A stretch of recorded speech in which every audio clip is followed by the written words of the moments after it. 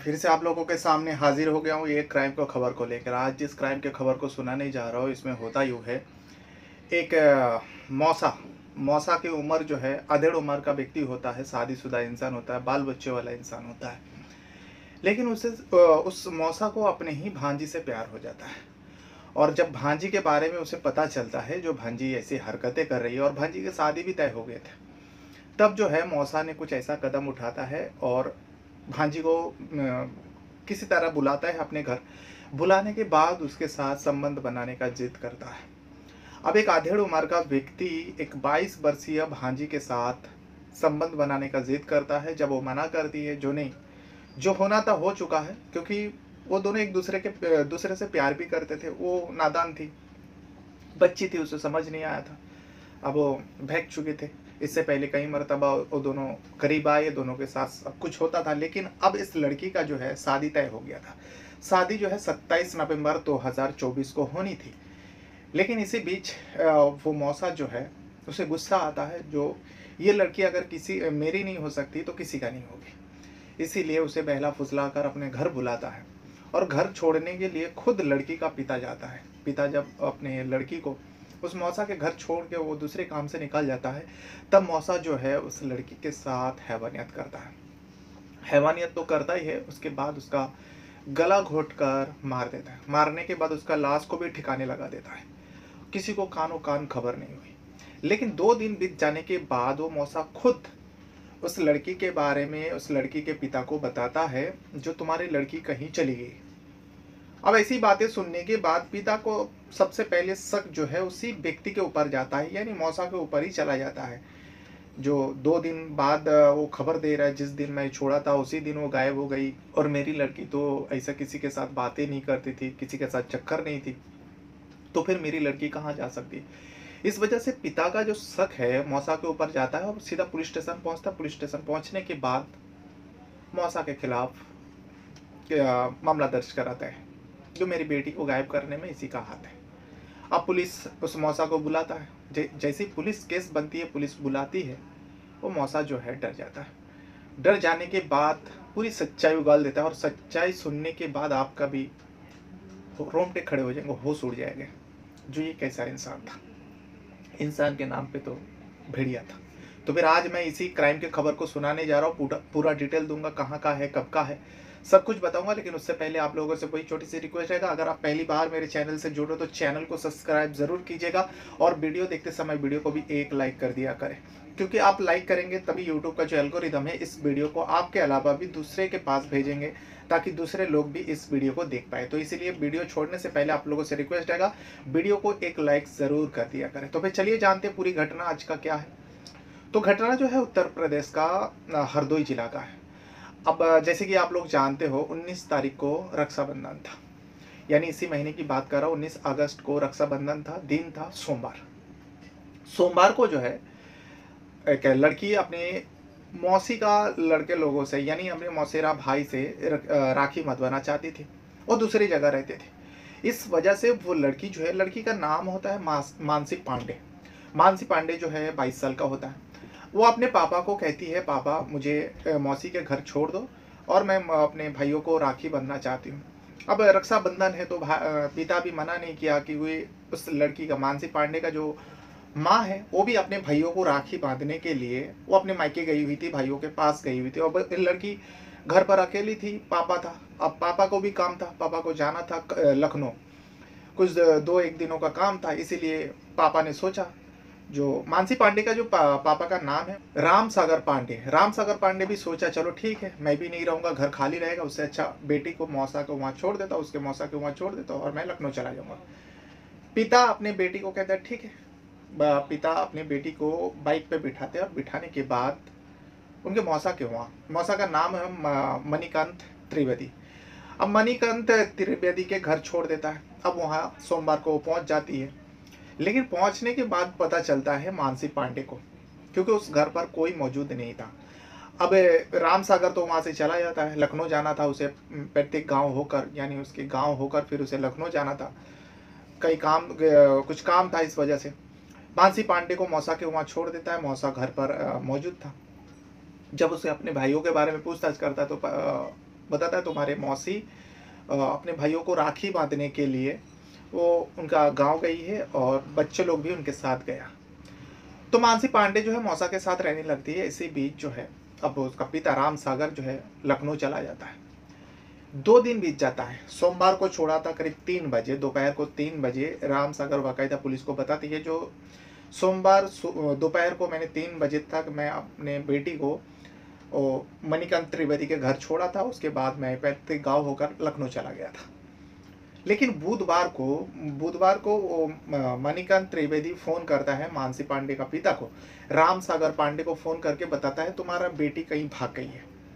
अब इसे सुनने के बाद राम सागर को तो आश्चर्य होता है, जो मेरी बेटी भाग गई है, कहाँ गई है और ये मेरी बेटी कहाँ जा सकती है, क्योंकि मेरी बेटी का तो किसी के साथ ऐसा भी चक्कर भी नहीं है और उसके शादी होने वाली है, नवंबर में शादी होने वाली, बस 2 ही महीना बाकी है, 2 से 2.5 महीना, तो मेरी बेटी कहाँ जा सकती है। तो मणिकांत को राम सागर ने पूछा जो कहाँ गया भाई, मेरी बेटी कहाँ गई है, कहाँ भागी है। तो मणिकांत कहता है मुझे नहीं पता, लेकिन सोमवार को ही तुम जब छोड़ के गया, थोड़ी टाइम रुकने के बाद उसके बाद पता नहीं वो कहाँ चली गई, उसका फोन भी नहीं लग रहा, स्विच ऑफ बता रहा है। अब राम सागर को शक हो जाता है मणिकांत के ऊपर, यानी उस मानसी पांडे के मौसा के ऊपर ही शक हो जाता है। शक होने का वजह जो थी, 2 दिन बाद मणिकांत क्यों कह रहा है जो मेरी बेटी भाग चुकी है और उसके फोन भी नहीं लग रहा है।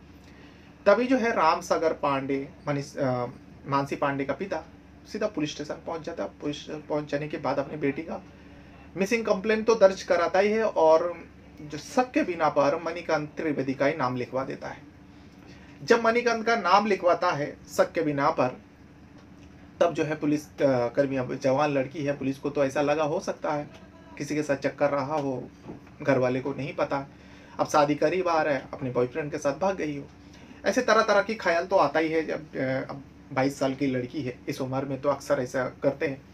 तो खैर अब जब नाम दर्ज मुकदमा दर्ज हुआ था, यानी मिसिंग कंप्लेन में शक के बिना पर मणिकांत त्रिवेदी का नाम लिया था लड़की का पिता, इसीलिए पुलिस ने सोचा कि क्यों ना मणिकांत से कुछ सवाल जवाब किया जाए, और लास्ट टाइम लड़की वहीं पे थी, इसीलिए मणिकांत त्रिवेदी को पुलिस थाने में बुलाता है और पूछताछ करता है। लेकिन जब मणिकांत त्रिवेदी को पुलिस थाने बुलाया जाता है और पूछताछ करता है, तो मणिकांत का पसीना छूट जाता है और इसे पुलिस को लग गया जो हाँ, पिता ने जो शक किया ये सच है, उस मणिकांत का ही हाथ है मानसी पांडे को गायब करने में। इसीलिए अब पुलिस जो है थोड़ा सख्ती करता है, यानी तसल्ली के साथ पूछताछ करता है, थोड़ा सख्ती करता है, थोड़ा डराता है।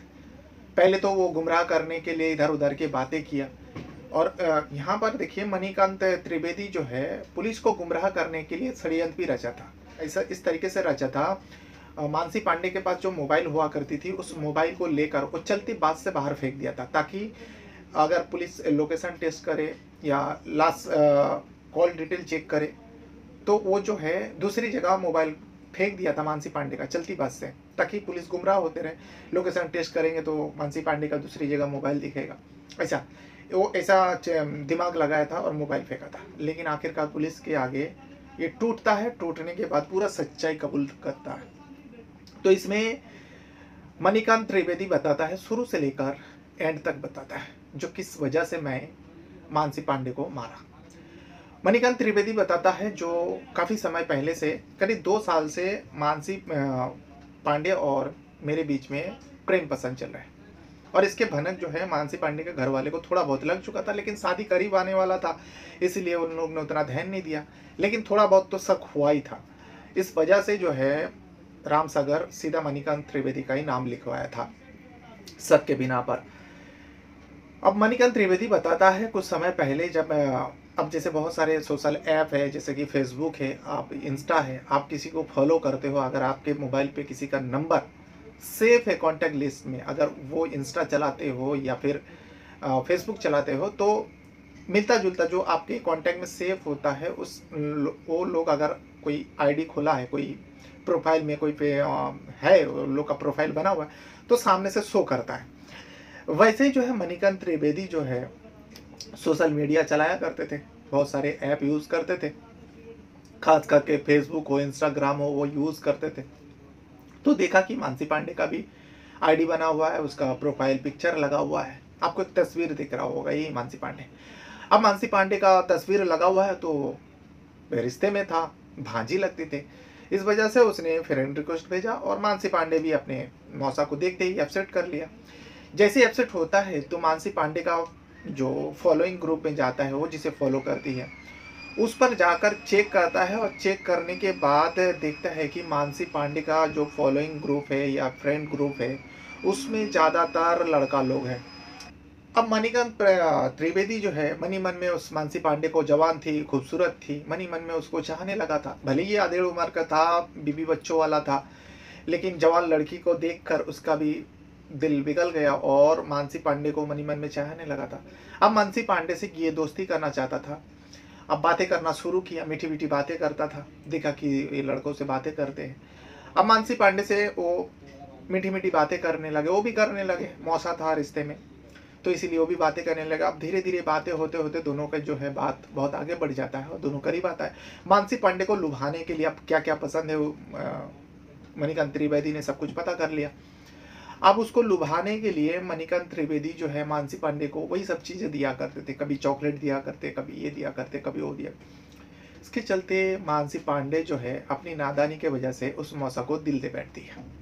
अब उसकी हर चीज़ का ख्याल जो रख रहे थे मणिकांत त्रिवेदी, इसीलिए मानसी पांडे जो है अपने मौसा को दिल दे बैठती है। अब मौसा इसका फ़ायदा उठाने के लिए उससे दोस्ती किया था। अब मणिकांत त्रिवेदी जो है आए दिन अब मानसी पांडे से मिला करते थे, उसे अब धीरे धीरे करीब आ गया, उसको टच करते थे, मानसी पांडे को बुरा नहीं लगते थे। अब दोनों के बीच जो है संबंध भी बनते थे। अब कुछ दिन यूँ ही चलता गया, लेकिन घर वाले को थोड़ा बहुत तो भनक लग ही चुका था जो मानसी पांडे हाथ से निकल रहे। इसीलिए मानसी पांडे का जो पिता है राम सागर, उन्होंने सोचा कि क्यों ना बेटी का शादी करवा दे। इसीलिए एक लड़के का तलाश करता है और रिश्ता लग जाता है। हाँ, 27 नवंबर को इसका शादी फिक्स था। 27 नवंबर को शादी होनी थी।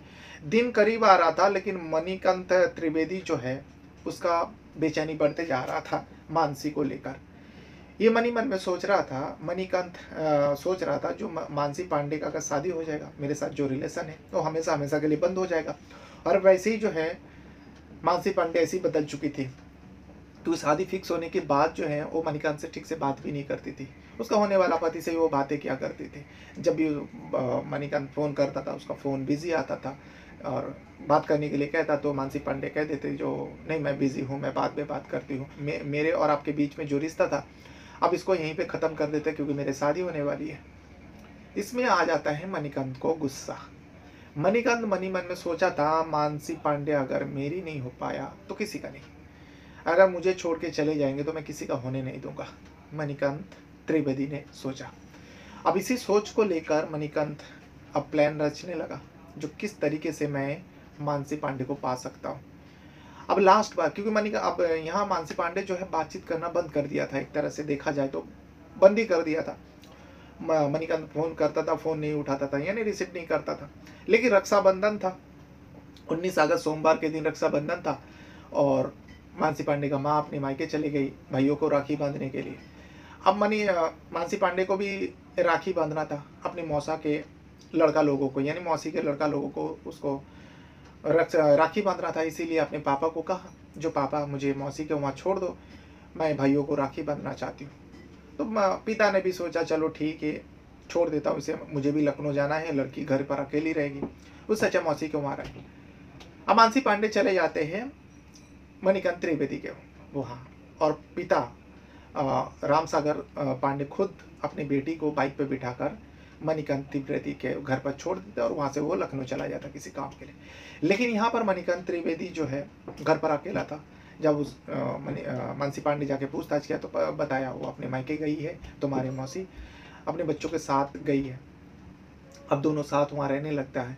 इसी बीच जो है मणिकांत अब उस मानसी पांडे के साथ संबंध तो बनाना चाहता था उसी घर में, लेकिन मानसी पांडे इनकार कर रही थी। तभी जो है मणिकांत त्रिवेदी मानसी पांडे को लेकर एक नवनिर्मित जहाँ पर घर बन रहा था वहाँ पर लेके जाता है और जाने के बाद उसके साथ संबंध बनाने का जिद कर रहा था।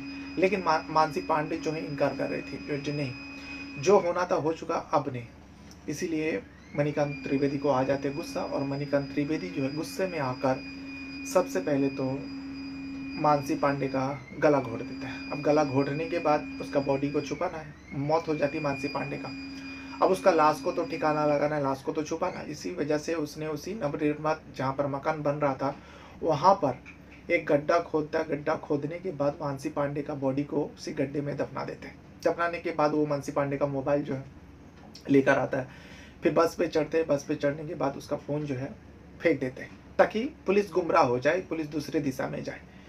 ये पूरी घटना जो है मणिकांत त्रिवेदी पुलिस वाले को तहरीर दिया और ये पूरा जांच जो है पुलिसकर्मी नीरज कुमार पूरे जांच किया और उनको ये पूरी सच्चाई पता चला।